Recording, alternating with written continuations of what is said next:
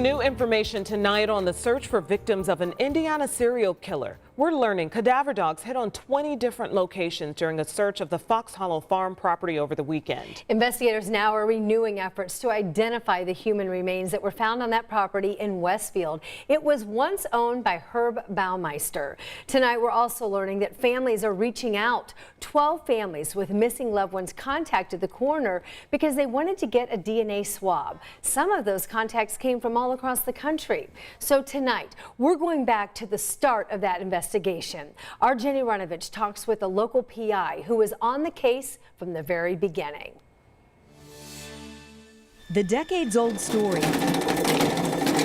found on these shelves about a serial killer in central Indiana Soon after police began digging up bones on the Baumeister family estate, was sparked from the start by Virgil Vandegrift. Because for you, it went from a simple missing persons case to a serial killer. Correct. The retired Marion County Sheriff's detective worked a lot of high-profile crimes. The Speedway bombings.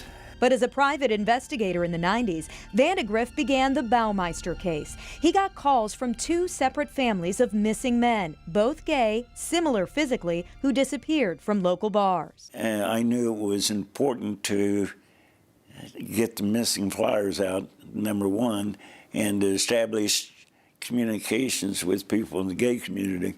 And it didn't take long to find out that there were a lot of missing people. Close to a dozen missing gay men. But the PI hit roadblocks with police reluctant to investigate. So Vandegrift developed a profile of the killer. A white male in his late 30s, early 40s, married with a family. And soon an informant confirmed everything. Herb Baumeister's sole survivor, who described being taken to a mansion with a pool, getting strangled with a hose. When he faked passing out, I think Baumeister thought he was dead, and of course then he opened up his eyes and he wasn't dead. So that informant was key to cracking this case. Oh, absolutely.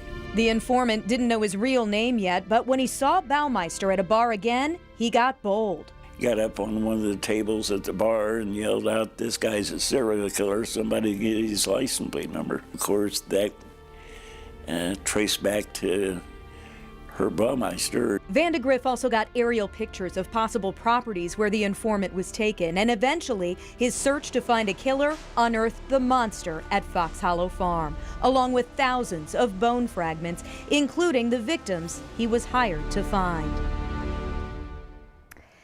And as we now know, there is a big renewed push to identify the other victims of Baumeister, 25 or more men.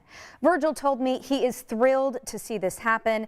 And guys, he also knows what it's like to be the family member of a victim. Sadly, his stepdaughter was actually murdered several years ago.